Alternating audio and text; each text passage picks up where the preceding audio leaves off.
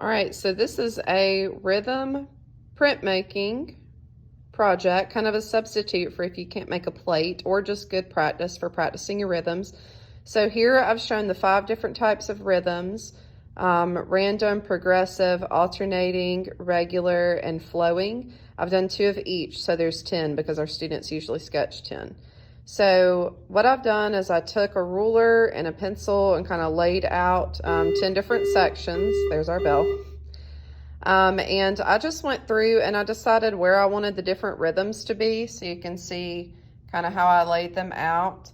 Once I had them laid out, I started using Sharpie to draw out the images, and I added a positive space, a negative space, kind of just depending on what needed to be where, like good contrast between white and black.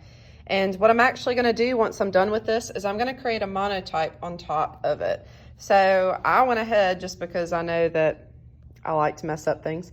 I made lots of copies, but this is Sharpie, so this is probably the only thing that can work on the monotype. I haven't actually tried the copy, so I might just try that for fun. So this is what I'm going to monotype on here. So a monotype is just one-time print. They all look different. So what I'm gonna do, I've got a page protector. You could use a Ziploc, you could use some tin foil. I've just added regular old Crayola washable markers here. I used like colors, analogous colors next to each other in the color wheel, because I know they would look good together.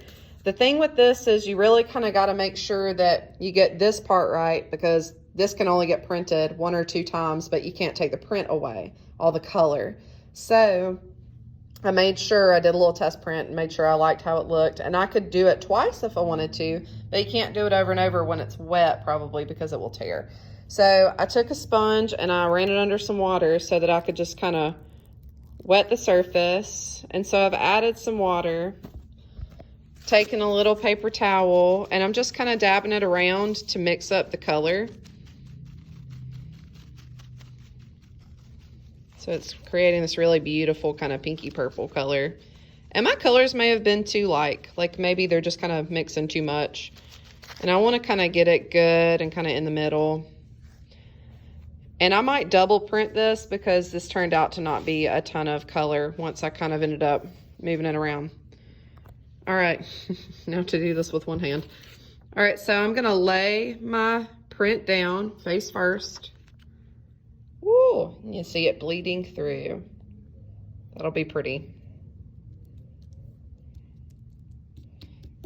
I like that look on the back. That's kind of neat.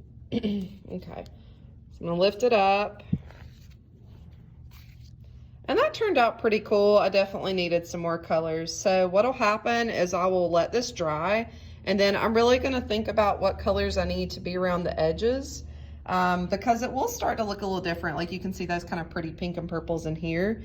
And then I'll add more colors, probably like some, I don't know, kind of more like maybe pinky reds to go on top, and it will really cover up those lights and darks.